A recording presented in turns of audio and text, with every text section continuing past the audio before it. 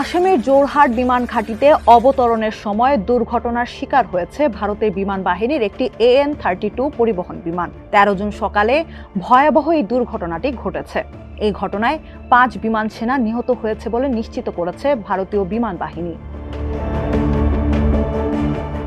ঠিক কী কারণে অবতরণের সময় বিমানটি বিধ্বস্ত হয়েছে তা এখনও জানা যায়নি। তবে প্রাথমিক তথ্য অনুযায়ী জোরহাট বিমান ঘাঁটির ভেতরের রানওয়েতে নামার পর নিয়ন্ত্রণ হারিয়ে বিমানটি বিধ্বস্ত হয়। এ সময় বিমানটিতে আগুন ধরে গেলে চারপাশ ঘন কালো ধোঁয়ায় ছেয়ে যায়। ভয়াবহ এই দুর্ঘটনার কারণ অনুসন্ধানে এরই মধ্যে তদন্ত শুরু করেছে ভারতীয় বিমান বাহিনী।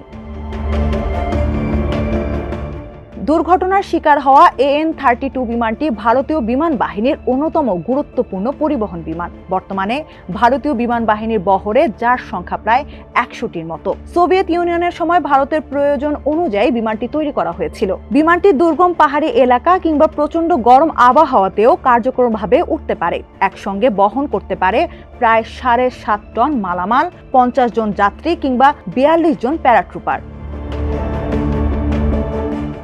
এর আগেও গত 5 মার্চও জোরহাট বিমান ঘাঁটিতে একটি দুর্ঘটনার ঘটনা ঘটেছে।